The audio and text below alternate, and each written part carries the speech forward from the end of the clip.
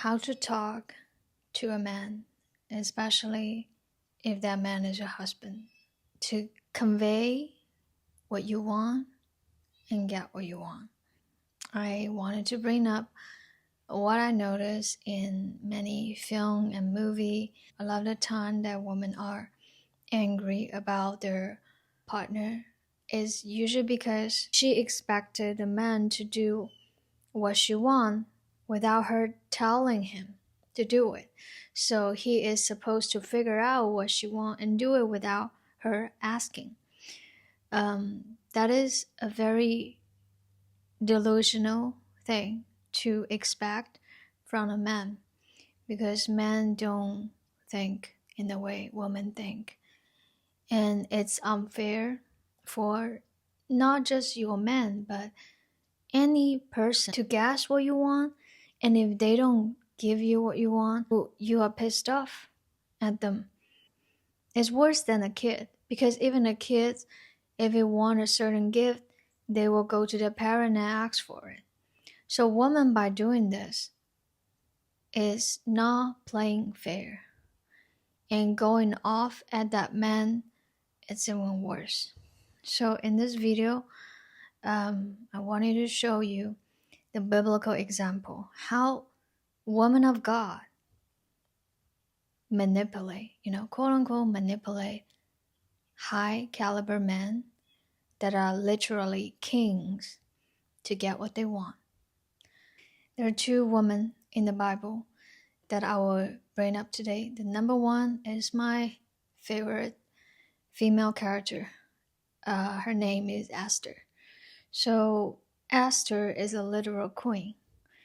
I love her not just because how she talked with the king, her husband, but also her faith. Her famous word that stick to me and become also what has been encouraging me in my faith walk with the Lord. That is, if I perish, I perish.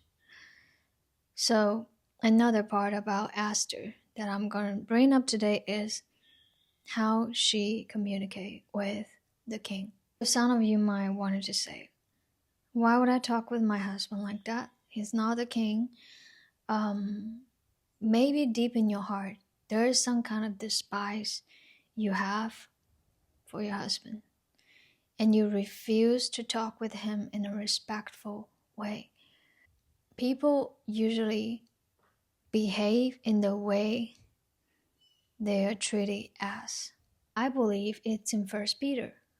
It says that wife, submit to your husband so that, without a word, he might be won before the Lord by your pure conduct, even if your husband doesn't deserve your submission. Your submission to God and to him will change him. He will slowly acting like the man you honor him to be, so that even if he's not a king, if you treat him like one, he will become like a king. Okay, so what did Esther do? There are 3 things that I noticed, 3 steps to communicate with a man. Esther, number 1, she fasted before she went to the king, and we know that. So I will talk about the fasting part because that's more about spiritual warfare. So after she fasted, she put on her royal garment, so her queen's clothing, to go to the palace and stand probably in the courtyard and wait for the king to meet her. So step 1 is to look good. I don't know how you girls gonna take this, but a woman's appearance is her respect to her husband. So if your husband doesn't work, he just being a bum at home, he doesn't love you. And if you being sluggish in keeping your physical appearance attractive, you are being disrespectful. We see this all the time. I heard so many stories in America that women always wear makeup, go to the gym, and once they get married, they get lazy and they stop putting any effort. That's just being disrespectful to your husband.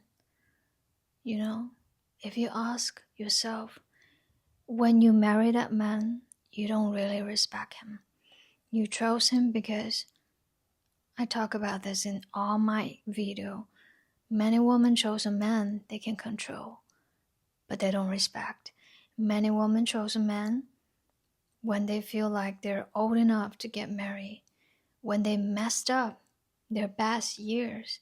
So they chose a man, this poor guy, to take them over, and they have no respect for that man.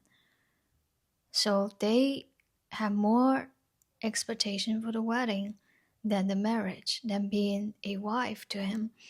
So of course, after they get married, she had no effort or desire to put herself together, being attractive, being presentable. So step one, what Esther did is to look good. She was all dolled up before she went to the king. And so in the Bible, the detail was that when the king saw Esther, he was pleased with her. So that was before they even started talking. The king saw her and is happy. And you know that in that contest, she's not supposed to go to the king. She was risking her life by doing that. It's illegal for her to do that. But she take this bold step to save her people. So she looked good, and the king kind of forget about everything because she's gorgeous. And he's happy with her and ask her basically, what do you want? And now that brings us to step number 2. After you look good, now you can start presenting your case. So how are you gonna get started with that? First of all, is tonality. So especially when in conflict, especially he has been upsetting you with something, especially you need him to do something that bothers you. Do not nag, first of all. Don't nag. Don't complain. Don't mother. Don't teach. So those few things, it's a big no-no. Don't do that. So what kind of tonality you can learn from Esther? Every time she answered the king, she always said, if it pleases my king, if I find favor in your eyes, you know? So it's always about if you're willing, if you're pleased with me. It's a position of humility. It's a position of respect, of honor. That's how you talk with someone you respect. Imagine a lot of women were like, quote unquote independent women. Those independent women would never dare to talk with their boss like the way they talk to their husband. Would you talk to your boss and complain? You are always respectful in front of your boss, but you're not respectful in front of your husband. So that's the key there. Your husband deserves more respect than your boss.